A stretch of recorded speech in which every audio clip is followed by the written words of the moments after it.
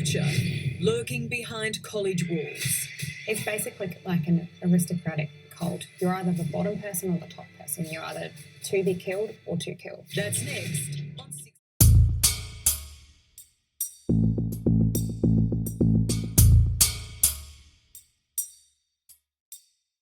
and 11 other pledges were forced into a car and driven to a home in Penn Hills, where they were beaten with paddles in a dark basement. She had been kicked, pushed, punched, slapped.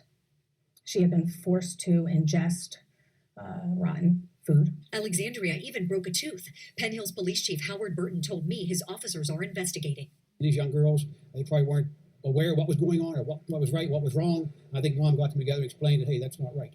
After the alleged incident came to light, officials here at the University of Pittsburgh suspended Alpha Kappa Alpha sorority. The sorority's national organization then issued a statement saying that they were appalled at the incident and have zero tolerance for hazing. Levy Giles, who is also a member of the sorority, says it's worse because her daughter wanted to be part of the group since she was a little girl. As a mom, I'm sorry, but I wish I could have protected her. But I entrusted her to the university. I entrusted her to my sorority. Julie Grant, KDKA TV News. Police say hours earlier, Groover was at Louisiana State University's Phi Delta Theta House, participating in a hazing ritual where older students make pledges who don't answer questions about the fraternity correctly drink alcohol. Max had a blood alcohol level of 0.495%. 6 times the legal limit. Mm-hmm. Yeah, and that was the next day. So that night, I'm sure it was enough to kill you. A few weeks later, 10 current and former members of that fraternity arrested. According to officials, they are potentially facing charges ranging from misdemeanor hazing to felony negligent homicide. Was your son murdered? Yes, I believe so. Nobody can physically drink that much. You can't. You have to be forced to drink it. It's senseless. It's terrible. I mean, how is making your brother do all these things and humiliating somebody a brotherhood? How does that bond you? That's what I just don't understand. The irony was that the Groovers had done something that many parents of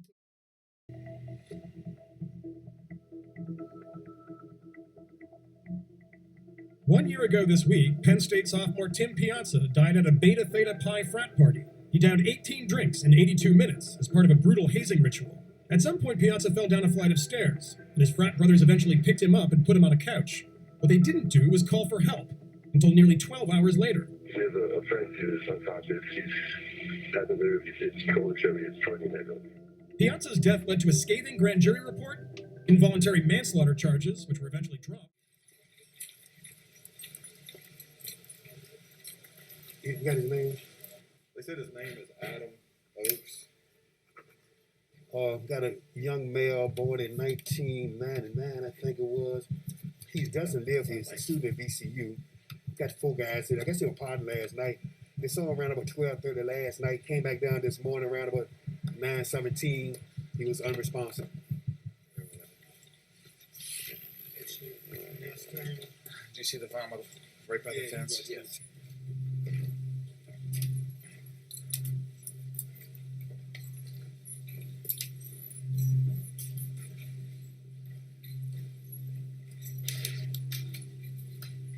On his side, some blood It could have been anything. It could have been the alcohol. It could have been just the fact he passed out and that was it. Hit his face and then took a dive. Hey, was he intoxicated last night? Yeah. Jackie put it from across the road. I think Big Brother, and he found out who he was and who was. So he didn't affect it. He wanted to be upset. He wanted to be Interesting.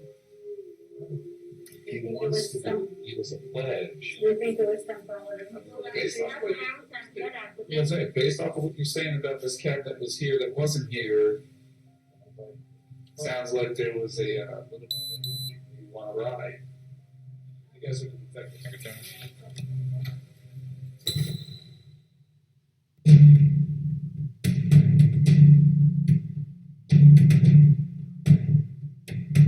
Tonight, a Virginia family is searching for answers. The Richmond Police Department says it has no updates in an ongoing investigation. Police found the 19-year-old VCU student unresponsive. Adam Oakes was excited to find out he was invited to join Delta Chi fraternity. Now the 19-year-old student is dead. Adam was offered a bid to join Delta Chi. He had to go to a party on Friday night to start the initiation process. An initiation party they suspect involved hazing and alcohol. Oakes was told to drink an entire bottle of whiskey. Adam passed out at the fraternity house and was discovered dead there Saturday morning. They whipped him over and...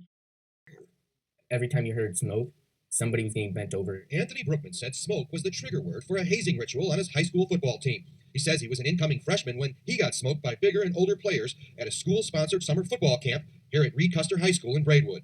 I was yelling for help, just screaming, crying, barely breathing. He said it happened 3 times in 2 months. The third, he said, involved them attempting to assault him sexually. They put the shirt over my head, took my shorts off to my ankles. He was rushed to the hospital. They put him through a rape test. And that's about what broke me down. Brookman's parents say they reported their son's attack to the head football coach. We're out here to talk about this hazing case. Sure. The head coach at the time, Mark Wolf, wouldn't talk to us about the hazing allegations. What went on? All questions right now are being asked to be responded through to the superintendent's office. We've learned Braidwood Police did investigate, and the Will County State's Attorney's Office charged 3 players as juveniles with aggravated battery in a public way, a felony. As a coach, as a former coach, what do you have to say about hazing in general? Brookman says after the charges, he started to get bullied for coming forward, and life got even worse as other students started piling on, bullying him. They would just tell me to kill myself. Brookman just recently switched to a new school, opened after the death of Tim Piazza. You'd be happy if you just got stuck eating a goldfish. One frat initiation included something called the pot, where a cup filled with hot sauce, catnip, cat food, urine, semen, shampoo, conditioner, alcohol, and bread chunks was passed around among pledges. They had to drink it. What job does the fraternity have to make sure that people know that's not going to happen to them? They're the ones that are behind the veil. The university can write as many policies and stuff as they want, and their assumption is that the people within that fraternity are going to follow those rules, but really at the end of the day, it's for the responsibility of the people in that room to make the right decision. There's a strange culture of secrecy around all this stuff. We'll go around the back. Penn State is eager to say it's changed, but it also requires you to just take their word for it. The school won't put officials on camera to talk about frat policy. Brothers, meanwhile, are forbidden by their national chapters to talk on camera about their frats. Hi. Yo, I'm with Vice News. We're doing a story about frat life at Penn State. Something we could do? No comment. Okay. It feels like everyone is protecting everyone else from scrutiny.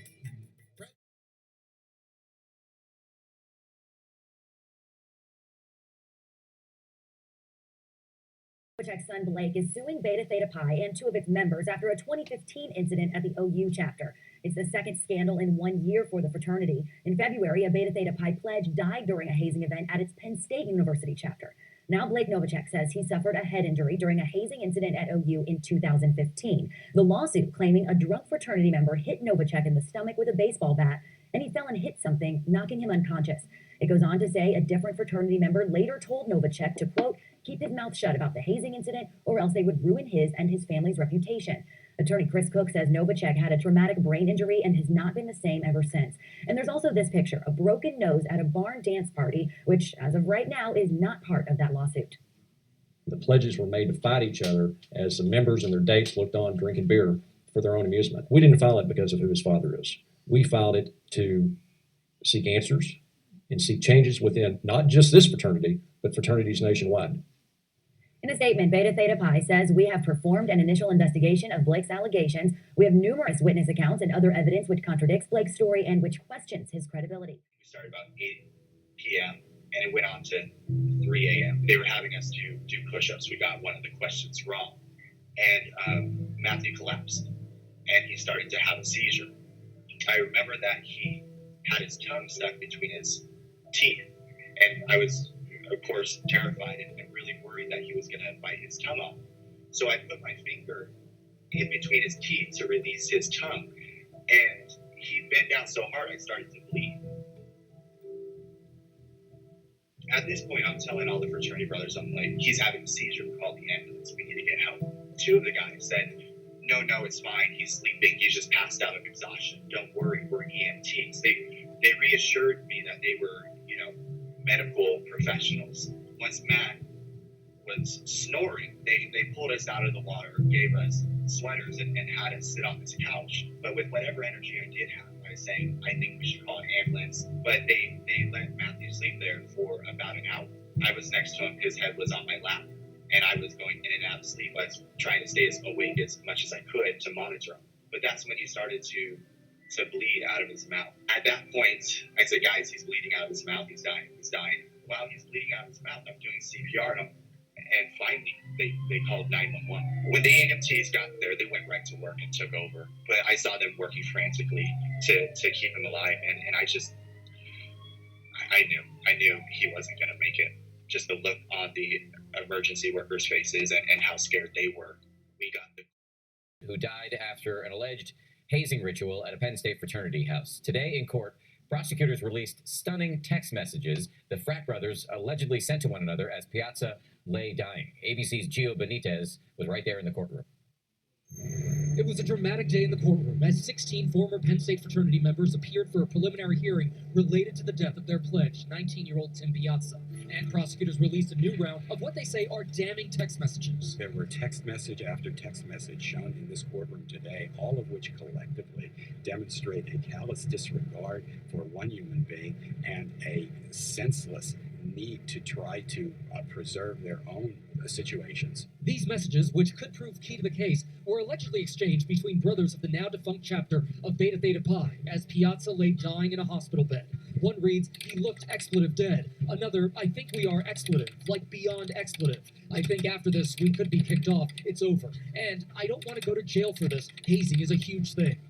A defense attorney saying these messages don't incriminate the defendants. None of them had the intention, of course, to harm Timothy Piazza, and they're trying to figure it out. But prosecutors say some of the text messages show an attempt at a cover-up. One brother allegedly urging another to delete a group message that included Piazza so there would be no evidence on Tim's phone. Another writing, "Make sure the pledges keep quiet about last night and the situation." Tim Piazza would be alive today had there been just simple humanity exercise. These fraternity guys thought that by already prompted Sigma Alpha Epsilon to close its chapter at UC Irvine indefinitely. His father, Dale Domingo, attended a vigil for his son in January. It was nice at UC I put this together.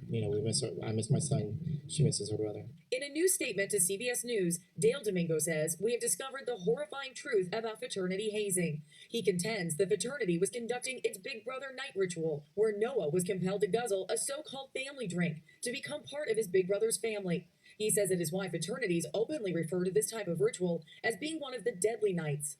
Authorities say Domingo died at about 3:30 in the morning, but the initial 911 call was some 6 hours later. Why is he unconscious? What happened? He just drank too much. Disputing the account in the 911 call, Noah's father says his son did not just drink too much. He says experts call such victim blaming tortured rationalizations. Authorities are still investigating the circumstances leading to Domingo's death and have not confirmed that hazing played a role. In a statement, the university offered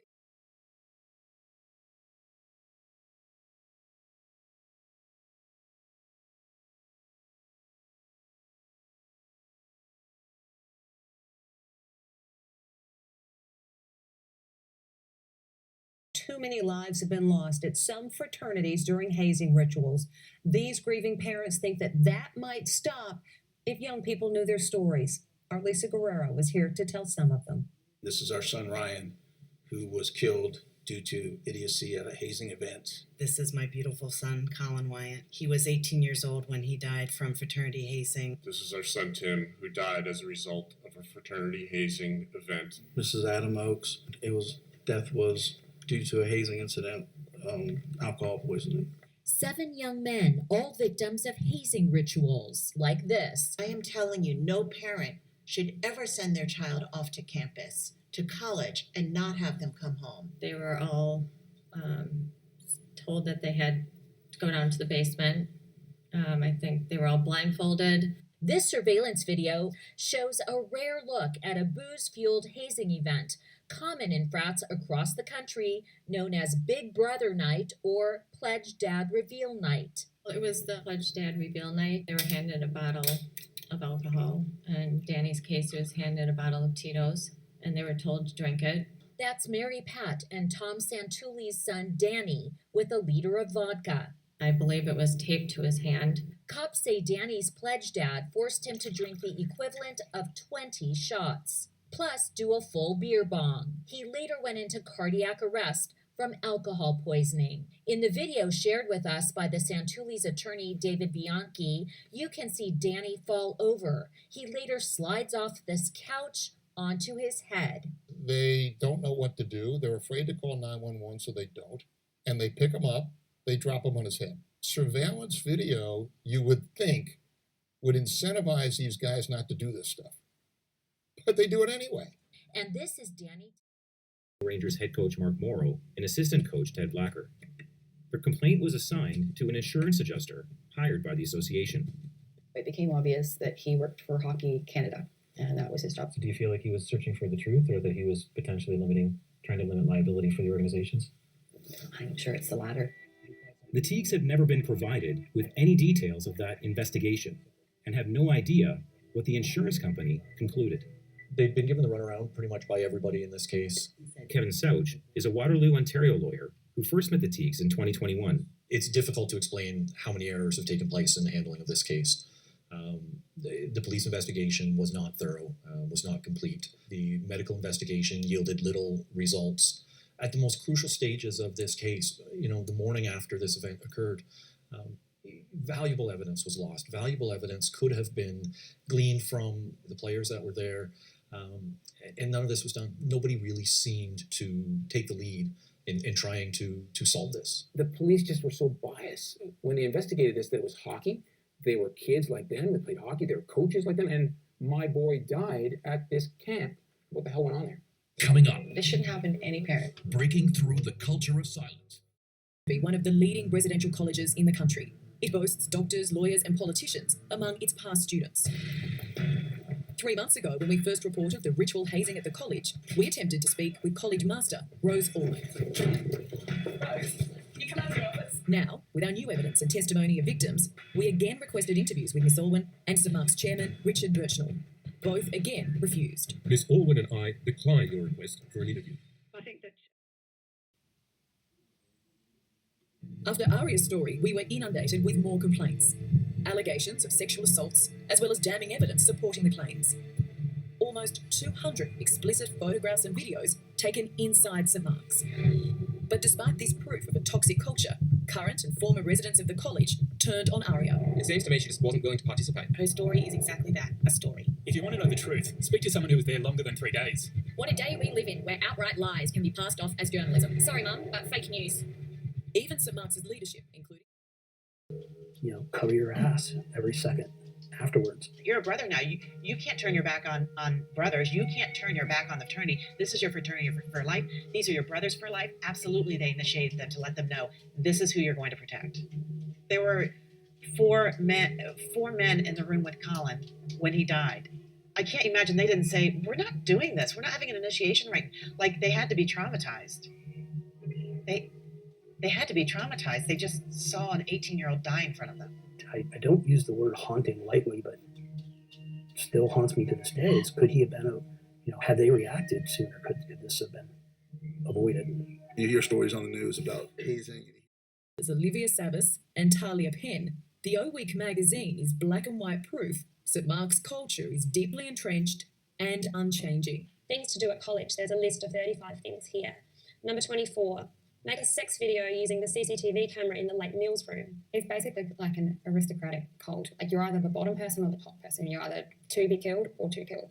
You can't, there's like no in between. But to be clear, a lot of students go to St Mark's College and have an amazing time. Or so they say. They've been brainwashed. What is going on inside the walls of this college? The people at St Mark's become your family, an abusive family, where you have a case of Stockholm syndrome, where you feel like you have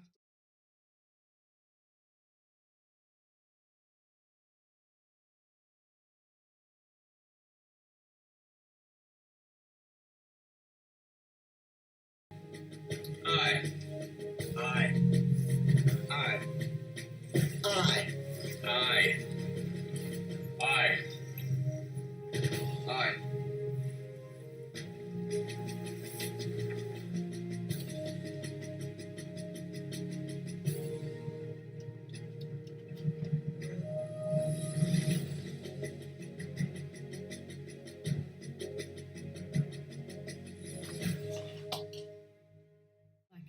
aristocratic cult. You're either the bottom person or the top person. You're either to be killed or to kill. That's next.